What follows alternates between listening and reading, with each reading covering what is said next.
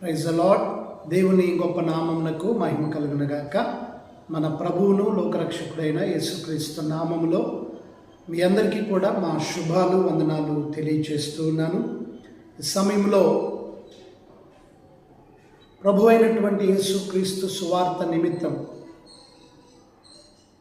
ఆయన సృష్టించినటువంటి ప్రజల కొరకు ఎవరైతే సువార్త చేసి ప్రభువు కొరకు హతసాక్షులయ్యారో వారి యొక్క జీవిత చరిత్రల గురించి బోధించాలని దేవుడు నా హృదయంలో కొంత భారాన్ని పెట్టడం జరిగింది. ప్రత్యేకంగా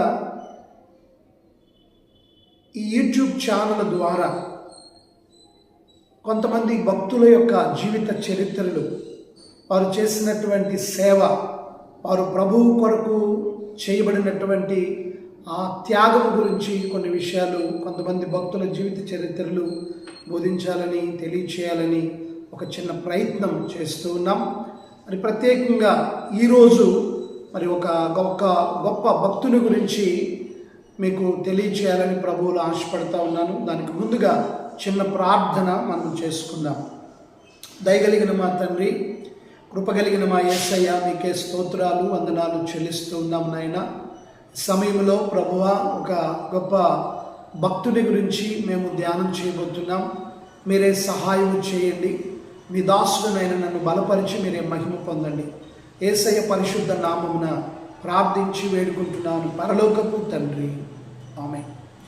దేవుని పిల్లలారా, మరి ముఖ్యంగా మరి మా యూట్యూబ్ వీక్షకులందరికీ కూడా మరొకసారి నా వందనాలు తెలియజేస్తూ ఉన్నాను. ఇంతవరకు మా యూట్యూబ్ ఛానల్ని మీరు ఆదరించినందుకై, మరి వస్తున్నటువంటి మెసేజెస్ కానివ్వండి, పాటలు కానివ్వండి చూస్తూ మరి మమ్మల్ని ఎంతగానో బలపరుస్తూ ఉన్నారు. మీకు ప్రత్యేకంగా వందనాలు తెలియజేస్తూ ఉన్నాను. ఈ సమయంలో డేవిడ్ బ్రెయినార్డ్ అనేటటువంటి ఒక మిషనరీ గురించి నేను మీకు కొన్ని విషయాలు తెలియచేయాలని ప్రభువులో ఆశపడతా ఉన్నాను. డేవిడ్ బ్రెయినార్డ్ జీవిత చరిత్ర గురించి కొన్ని విషయాలను నేను మీకు తెలియచేస్తాను. దుర్బలుడైన వీర మిషనరీ డేవిడ్ బ్రెయినార్డ్ అమెరికా దేశము నుండి రెడ్ ఇండియన్స్ మధ్యకు దేవుని యొక్క సేవ నిమిత్తమై ఆయన మిషనరీగా వెళ్ళాడు. అతని యొక్క పూర్తి పేరు డేవిడ్ బ్రెయినార్డ్. జన్మస్థలం అమెరికా సంయుక్త రాష్ట్రాలలో కనెక్టికట్ రాష్ట్రంలోని హద్దామ్ అనేటటువంటి ప్రాంతంలో ఇతను జన్మించడం జరిగింది. ఇతని యొక్క తల్లిదండ్రులు హిజ్కియా, దోరతి. అదేవిధంగా 1718 సంవత్సరం ఏప్రిల్ 20వ తారీఖున ఇతను జన్మించినట్లుగా మనం చూస్తూ ఉన్నాం. దేవుని యొక్క బిడ్డలారా, 21 సంవత్సరాల వయసులో తన యవ్వన కాలంలోనే తన యవ్వన జీవితాన్ని ప్రభువు కొరకు సమర్పించి ప్రభువు కొరకు జీవించినటువంటి ఒక యువ యాజకుడు అని మనము చెప్పుకోవచ్చు ఈ డేవిడ్ బ్రెయినార్డ్ గురించి. అయితే ఇతని యొక్క సేవా ఫలితం మనం ఒకసారి ఆలోచన చేస్తే, అనేక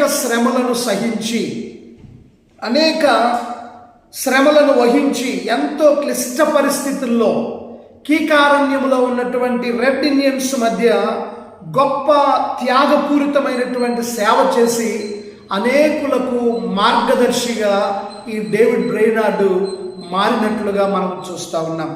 దేవుని యొక్క పిల్లలారా, అతని యొక్క వ్యక్తిగత సాక్ష్యాన్ని మనము గమనించుదాం.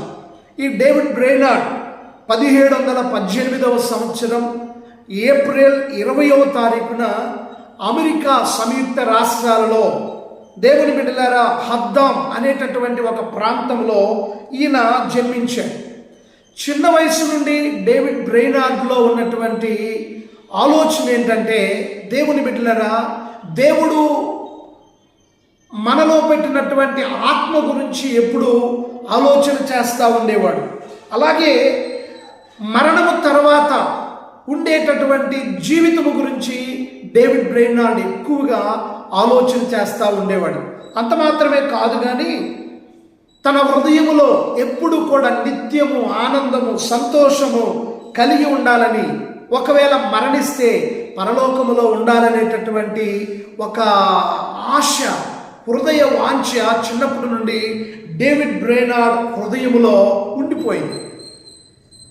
విచారకరమైనటువంటి విషయం ఏంటంటే, డేవిడ్ బ్రేనార్డ్ యొక్క తండ్రి తన యొక్క 9వ సంవత్సరంలో చనిపోయాడు. డేవిడ్ బ్రేనార్డ్ 14వ సంవత్సరంలో తన తల్లిని కోల్పోయాడు. ఎంత విచారకరం! డేవిడ్ బ్రేనార్డ్ 9 సంవత్సరాల వయసులో తండ్రి చనిపోయాడు. అతనికి 14 సంవత్సరాల వయసు వచ్చేసరికి తల్లిని కోల్పోయాడు. నిజంగా చాలా విచారకరమైనటువంటి విషయం. తండ్రి ప్రేమ, తల్లి ఆదరణ కోల్పోయి నిజంగా ఎంతో కృంగిపోయినటువంటి పరిస్థితుల్లో ఒక అనాథగా మిగిలిపోయాడు ఈ డేవిడ్ బ్రేనార్డ్. అలాంటి పరిస్థితుల్లో కూడా ఈ డేవిడ్ బ్రేనార్డ్ చేసింది ఏంటంటే, లోకములో కలిసిపోకుండా, చెడు వ్యసనాలకు గురవ్వకుండా ఎక్కువ సమయం దేవుని వాక్యాన్ని చదవడంలో, ఎక్కువ సమయం ప్రార్థన చేయడంలో గడిపేటటువంటి వాడు. నిజంగా ఈ రోజున అలాంటి యవనస్తులు ఉన్నారా అంటే ఈ రోజున మనం వేళ్ల మీద లెక్క పెట్టొచ్చు.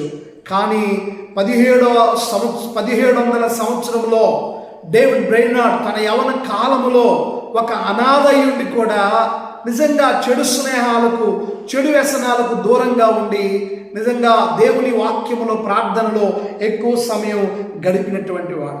ఎట్టకేలకు 21వ సంవత్సరంలో తనేం చేశారంటే సంపూర్ణంగా మారు మనసు పొంది, రక్షణ పొంది, బాప్తీసం పొందాడు. డేవిడ్ బ్రేనార్డ్ మంచి ప్రార్థనా పరుడు, అత్యంత ప్రతిభావంతుడండి డేవిడ్ బ్రేనార్డ్. వాస్తవంగా అనేక సంఘాల వారు ఇతన్ని ఏం చేశారంటే, అయ్యా మా సంఘానికి ఒక సేవకుడుగా మీరు ఉండండి, ఒక పాస్టర్గా మీరు ఉండండి అని అనేక సంఘాల వారు డేవిడ్ బ్రేనార్డ్ని ఇన్వైట్ చేశారు, ఆహ్వానించారు. కానీ డేవిడ్ బ్రేనార్డ్ దానికి అంగీకరించలేదు. గల కారణం ఏంటో తెలుసా? డేవిడ్ బ్రేనార్డ్ కలిగి ఉన్నటువంటి భారం, దేవుడు తన హృదయంలో పెట్టినటువంటి ఒక బాధ్యత, ఒక వేదన ఏమిటంటే, అమెరికా దేశంలో రెడ్ ఇండియన్స్ మధ్యకు తాను వెళ్ళాలి, అక్కడ ఉన్నటువంటి ప్రజలకు సువార్త చెప్పాలి, అక్కడ ఉన్నటువంటి ప్రజలను దేవుని మార్గంలోనికి నడిపించాలి అనేటటువంటి ఒక సదుద్దేశంతో ఆయన ఏం చేశాడో తెలుసా? ఆ అమెరికా దేశంలో ఉన్నటువంటి ఆ కీకారణ్యములో ఉన్నటువంటి రెడ్ ఇండియన్స్ మధ్యకు ఆయన ఏం చేశాడంటే ప్రయాణం చేస్తూ ఎట్టకేలకు ఆ రెడ్ ఇండియన్స్ని చేరుకున్నాడు. ఆ నరమాంస భక్షకులైనటువంటి ఆ ప్రజల మధ్యలో, ఆ అనాగరికులైనటువంటి ఆ ప్రజల మధ్యలో తాను నివసిస్తూ వారందరినీ ఏ విధంగానైనా కానీ రక్షించాలి, ప్రభు మార్గములోనికి నడిపించాలి, ప్రభు ప్రేమను వారికి తెలియచేయాలనేటటువంటి ఒక ఉద్దేశాన్ని కలిగి ఉన్నాడు. కానీ వారి భాష డేవిడ్ బ్రేనార్డ్కి రాదు, డేవిడ్ బ్రేనార్డ్ భాష వారికి రాదు. ప్రార్థన చేస్తూ ఉన్నాడు. ప్రార్థన చేస్తున్నటువంటి సమయంలో ఒకానొక రోజున ఆయన ప్రయాణమై వెళుతున్నటువంటి సమయంలో ఒక భయంకరమైనటువంటి త్రాగుబోతు, ఒక విగ్రహారాధికుడు ఏం చేశాడంటే అతనికి కనబడ్డాడు. ఏది ఏమైనా ఆయనకి ఏం చేశాడంటే దేవుని సువార్తను ప్రకటించాడు. ప్రకటన చేసి ఏం చేశాడంటే, అయ్యా ఇదిగో వీరి మధ్యకి నేను వెళ్ళాలి, ఇదిగో వీరి భాష నాకు తెలియదు కనుక నాకు కొంచెం మీరు అనువాదం చేయండి అని అతను రిక్వెస్ట్ చేసినప్పుడు అతడు త్రాగుబోతయ్యుండి కూడా, అతను విగ్రహారాధికుడు అయ్యుండి కూడా ఏం చేశాడంటే మరి ఆ యొక్క డేవిడ్ బ్రేనార్డ్ యొక్క భాషను వారి భాషలో తర్జుమా చేయడం ప్రారంభించాడు. ఆ రీతిగా జరిగినటువంటి ఆ క్రమములో ఏం జరిగిందంటే ఆ రెడ్ ఇండియన్స్, ఆ ప్రాంతంలో ఉన్నటువంటి ఆ అనాగరికులు, నరమాంస భక్షకులు ఎంతోమంది మారారు, ప్రభువుని నమ్మారు. చివరిగా జరిగింది ఏంటో తెలుసా? ఆ త్రాగుబోతు, ఆ విగ్రహారాధికుడు, ఆ అనువాదం చేసినటువంటి ఆ వ్యక్తి కూడా తన జీవితాన్ని మార్చుకున్నాడు. దేవునికి మహిమ కలుగును గాక. నిజంగా ఆ తర్వాత అనేకులు క్రీస్తు ప్రేమను గురించి తెలుసుకొని వారందరూ కూడా మారారు. క్రూర స్వభావము, నీచాతి నీచమైన కార్యములను వారు విడిచిపెట్టి యేసు ప్రభువుని నమ్ముకున్నారు. నిజంగా దేవుని బిడ్డలారా, ఆ యొక్క భయంకరమైన కీకారణ్యంలో డేవిడ్ బ్రేనార్డ్కి సరైనటువంటి ఆహారం ఉండేది కాదండి. ఒక్క రొట్టె ముక్క కోసమంట, తాను తినేటటువంటి ఒక్క రొట్టె ముక్క కోసమంట దాదాపు 10-15 మైళ్ళు ఆయన గుర్రం మీద ప్రయాణం చేసి ఆహారం తెచ్చుకునేవాడంట. కొన్ని సమయాల్లో తెచ్చుకున్నటువంటి ఆ రొట్టె బూజు పట్టిపోయేదంట. కొన్నిసార్లు ఆ రొట్టె ఎండిపోయేదంట. ఎంత విచారకరం, ఎంత బాధకరం. నిజంగా అలాంటి ఆహారం లేనటువంటి పరిస్థితుల్లో కూడా డేవిడ్ బ్రైనార్డ్ దేవుడిచ్చినటువంటి దర్శనాన్ని ఆ రెడ్ ఇండియన్స్ మధ్య, ఆ క్రూరులైనటువంటి నరమాంస భక్షకులైనటువంటి ప్రజల మధ్యలో సేవ చేశారు. యేసు ప్రభు అంటారు కదా, ఇదిగో మీకు తెలియని ఆహారము నా దగ్గర ఉన్నది, ఇదిగో నన్ను పంపిన వారి చిత్తము నెరవేర్చుటము ఇదిగో నాకు అప్పగించిన పని అని చెప్పానంటారు. ప్రభు వారు కూడా శిష్యులతో అలాగూ మరి ఆహారాన్ని లక్ష్య పెట్టలేదు. నిజంగా ఆ రొట్టె మొక్క కూడా బూజు పట్టిపోయేది, ఎండిపోయేది. దాన్ని అలాగే తిని అక్కడ పరిచయం చేశాడు. వాస్తవంగా ఒక చిన్న చెక్క బల్ల ఉండేదండి. ఆ చెక్క బల్ల మీదంట ఆయన గడ్డి పరుచుకొని ఆ చెక్క బల్ల మీద నిద్రపోయేవాడంట. ఎంత విచారకరం, ఎంత విచారకరం. దేవుని బిడ్డలారా, అక్కడ సరైనటువంటి నీరు లేకపోతే అక్కడికి వెళ్ళి ఆ మురికి గుంటల్లో ఉన్నటువంటి నీళ్లు త్రాగి బ్రతికి సేవ చేశాడు. ఎంత గొప్ప త్యాగము, ఎంత గొప్ప సమర్పణ, ఎంత గొప్ప పౌరుషము, ఎంత గొప్ప వైరాగ్యము కలిగి ఆ ప్రాంత ప్రజల మధ్యలో డేవిడ్ బ్రైనార్డ్ సేవ చేశాడో ఒక్కసారి ఆలోచన చేయండి. వాస్తవంగా అంత గొప్ప సేవ చేస్తున్న అతన్ని ఆదరించేవారు లేక, అతనితో సరైనటువంటి స్నేహితులు లేక కొన్నిసార్లు నిరాశపడేవాడు. అయినా కానీ దేవుని సన్నిధిలో ఆనందం ఉందని, సంతోషం ఉందని ఎక్కువగా దేవుని సన్నిధిలో ప్రార్థనలో గడిపేవాడు డేవిడ్ బ్రైనార్డ్. దేవుని బిడ్డలారా, ఇలాంటి శ్రమల మధ్యలో ఆయన చేసిన సేవ ఏమైందంటే ఫలించింది. ఆయన చేసిన సేవ ఫలించింది. దేవుని బిడ్డలారా, తన యొక్క డైరీలో రాసుకున్నాడంట, ఆత్మల కొరకు తాను పడినటువంటి వేదన, దేవుని సన్నిధిలో తాను చేసినటువంటి ప్రార్థన, దేవుడు చేసినటువంటి అద్భుతాలన్నీ కూడా ఆయన తన డైరీలో రాసుంచుకున్నాడంట. అది చదివిన వారికి ఈనాటికి కూడా ఆయన సేవా జీవితము ఒక సవాలుగా ఉండిపోయింది. నిజంగా డేవిడ్ బ్రైనార్డ్ యొక్క సేవ అంట ఒక యుద్ధం లాంటిదంట. సాతాను ఉచ్చుల్లో ఉన్నటువంటి మనుష్యులను విడిపించడానికి ప్రాణాలను లెక్క చేయక ఒక యుద్ధ వీరుడులా పోరాడాడు ఈ డేవిడ్ బ్రైనార్డ్. దేవునికి మహిమ కలుగునుగాక. నిజంగా రాత్రింబగళ్ళు ఆత్మల సంపాదన కొరకు మాత్రమే ఆయన ప్రయాసపడ్డాడు. జోనాథన్ ఎడ్వర్డ్ అనేటటువంటి ఈయన గురించి ఒక చక్కని మాట అన్నాడండి. ఏంటో తెలుసా? విజయవంతమైనటువంటి సేవను ఎవరైతే చేయాలని ఆశపడతారో అలాంటి వారికి డేవిడ్ బ్రైనార్డ్ ఒక మార్గదర్శి అని చెప్పానన్నాడంట. ఈ రోజున ఒక విజయవంతమైనటువంటి సేవ, ఆత్మలను మరి రక్షించేటటువంటి సేవ చేయాలంటే డేవిడ్ బ్రైనార్డ్ ఒక మాదిరికరంగా, ఒక మార్గదర్శిగా ఉన్నాడని నేను మీకు తెలియజేస్తా ఉన్నాను. దేవుని బిడ్డలారా, యుద్ధ భూమిలో విజయం కోసం పోరాడిన యోధుడుగా ఆయన పోరాడాడు. గొప్ప బహుమానాన్ని అందుకునే విషయంలో పరుగు పందెములో ఏ విధంగా పోరాడినటువంటి ఒక పందెగాడిలా ఆయన పరిగెత్తాడండి. క్రీస్తు కోసం, ఆత్మల కోసం తప్పించిపోయి ఆయన చేసిన సేవ, ఆయన చేసిన కృషి, ప్రయాసలు ఇంత అంతా కాదు. నిజంగా దేవుని బిడ్డలారా, సుఖమనేది ఆయనకు తెలియదంటండి. సుఖం అనేది ఆయనకు తెలియదంట. సుఖం అంటే ఆయనకు అసలు ఎరుగుడంట. సుఖం అనేది ఎప్పుడు కూడా ఏదో ఒక శ్రమ, ఏదో ఒక కష్టం, ఏదో ఒక శ్రమ, ఏదో ఒక భయంకరమైనటువంటి పరిస్థితుల గుండా ఆయన ప్రతిరోజు ప్రయాణం చేస్తూ ఆత్మలను రక్షించేవాడు. వేలకు సరైన భోజనం ఉండేది కాదు. అనేక ఇబ్బందులు పడి, నిజంగా దేవుని బిడ్డలను మాట చెప్పాలంటే ఒక పశువు కన్నా హీనంగా డేవిడ్ బ్రైనార్డ్ తన జీవితాన్ని కొనసాగించి దేవునిని మహిమపరిచాడు. దేవుని కొరకు అనేక ఆత్మలను సంపాదించాడు. దేవునికి మహిమ కలుగును గాక. తనకున్నటువంటి ఆ పరిస్థితులను బట్టి ఎప్పుడు కూడా తను వేరే ఆలోచన చేయడం కానీ, తను ఇక మిషనరీ సేవను విడిచిపెట్టి వెళ్ళిపోవాలని ఆయన ఎప్పుడు కూడా ఆలోచన చేయలేదు. ఎప్పుడు కూడా ఆలోచన చేయలేదు. ఎప్పుడు కూడా దేవుని సన్నిధిలో ఆయన ప్రార్థన చేస్తూ ఉండేవాడు.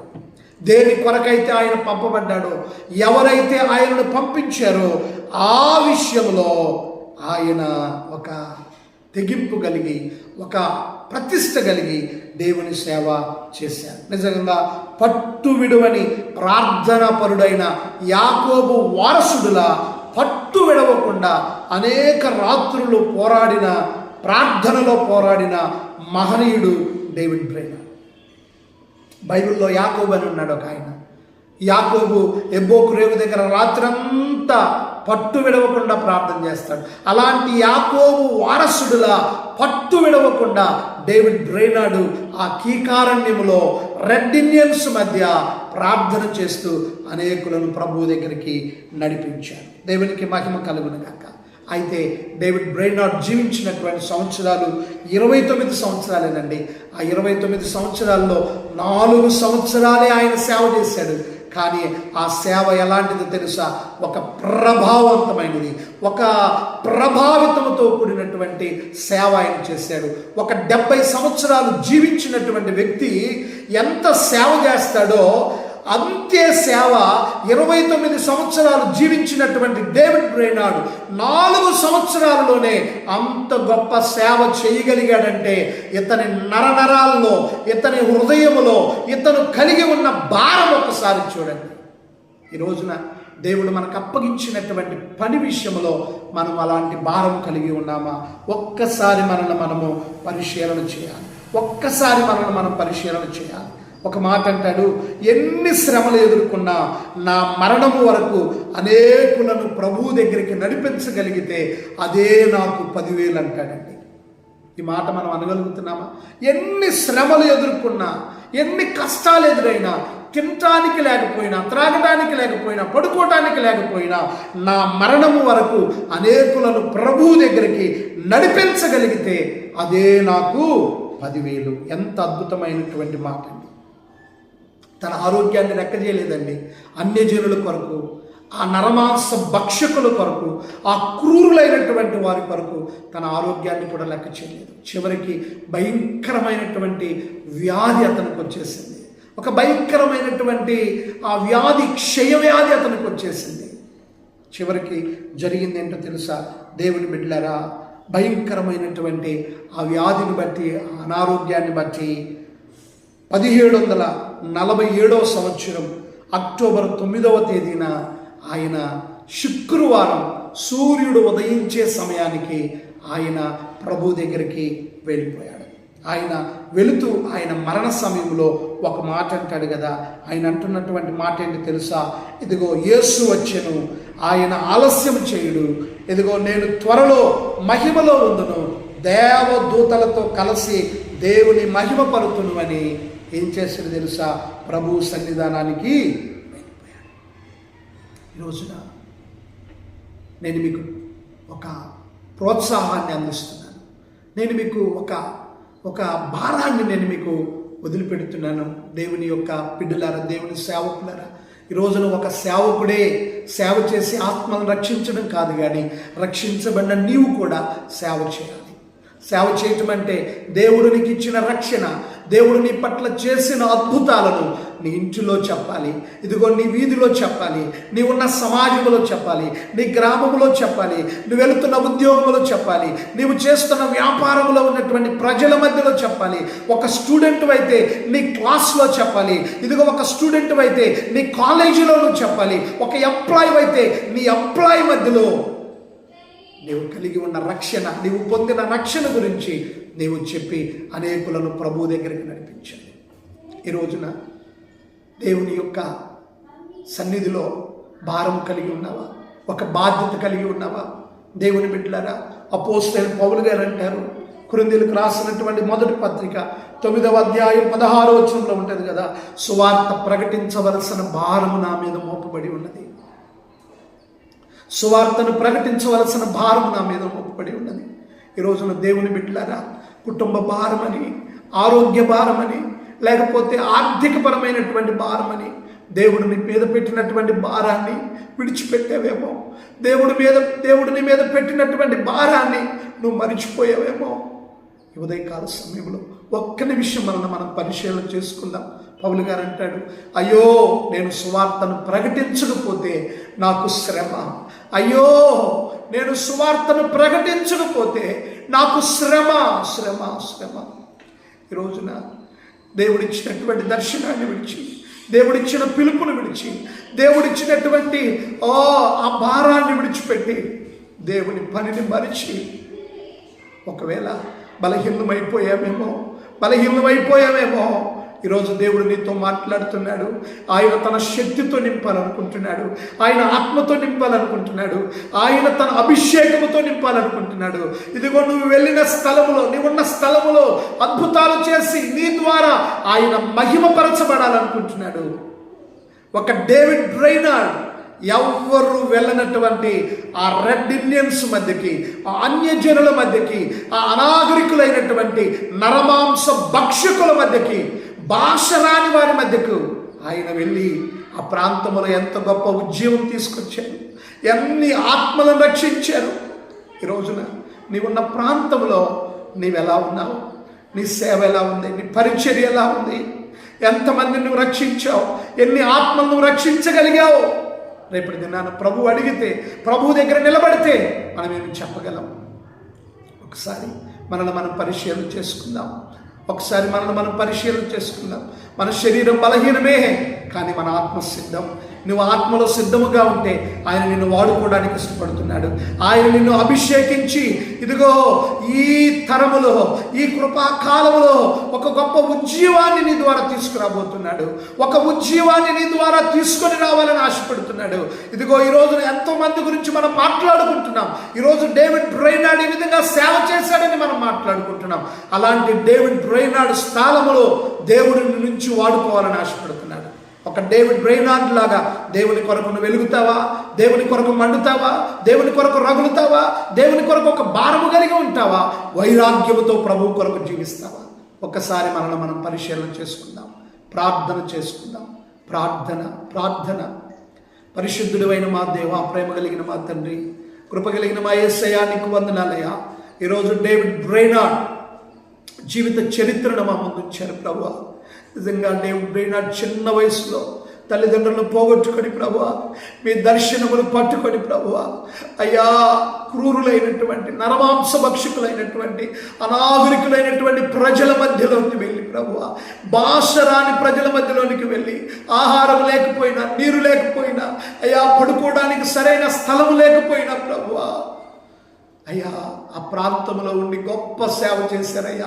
చీకటిలో ఉన్నటువంటి ఆ ప్రాంత ప్రజలను వెలుగులోనికి నడిపించారయ్యా. రోజున మా ప్రాంతంలో అనేక మంది చీకట్లో ఉన్నారయ్యా. వారిని వెలుగులోనికి నడిపించేటటువంటి బాధ్యత మా మీద పెట్టారయ్యా. ఆ బాధ్యత మరలా మేము కలిగి ముందు కొనసాగినట్లు మీ కృప అనుగ్రహించారు. అన్ని విషయాల్లో మీరే మేలు చేసి మహిమలు, ఘనతలు, ప్రభావాలు మీరు పొందుకోమని యేసయ్య పరిశుద్ధ నామమున. అయ్యా ఎంతమంది ప్రభు యూట్యూబ్ను నాయన చూస్తున్నారో, ఈ డేవిడ్ బ్రైనార్డ్ జీవిత చరిత్రను గురించి విన్నారో, వారందరూ కూడా నాయన మండించబడుదురుగాక, లేచుదురుగాక, వైరాగ్యము కలిగి, పౌరుషము కలిగి నీ సేవలో పరిగెత్తుదురుగాక. ఈ తరములో డేవిడ్ బ్రైనార్డ్ని మీరు లేపుదురుగాక. అనేక మంది డేవిడ్ బ్రైనార్డ్లను ప్రభు మా రాష్ట్రంలో, మా దేశంలో, ప్రపంచంలో లేపుదురుగాక. ఈ అంత్య దినాలలో అలాగే మీరు కార్యాలు జరిగించి మహిమ పొందును. సర్వశక్తి కలిగిన యేసయ్య నామమున ప్రార్థించి వేడుకుంటున్నాను, పరలోకపు తండ్రి. ఆమేన్. Thank you. దయచేసి గమనించండి, ఈ వీడియోని మీరు చూస్తున్నప్పుడు స్కిప్ చేయొద్దు. ఎందుకంటే మధ్యలో మీరు ఆపేస్తే మీకేం అర్థం కాదు. ఈ వీడియో మీరు ఓర్పుతో చూడండి, ఓపికతో చూడండి. తప్పకుండా దేవుడు మీతో మాట్లాడతారు. మరి మా వీడియోస్ని మీరు అందరూ చూడండి, మా ఛానల్ని మీరు ఫాలో అవ్వండి. ఎవరైనా సబ్స్క్రైబ్ చేసుకోకపోతే సబ్స్క్రైబ్ చేయండి. మీ కామెంట్స్ మీరు మాకు తెలియచేయండి, షేర్ చేయండి, లైక్ చేయండి. మీ ఫ్రెండ్స్ కూడా షేర్ చేయాలని ప్రభు ప్రేమలో తెలియజేస్తా ఉన్నాను. మా పరిచర్య కొరకు మీరందరూ ప్రార్థన చేయండి. Have a nice day. దేవుడు మిమ్మల్ని దీవించును గాక. Thank you.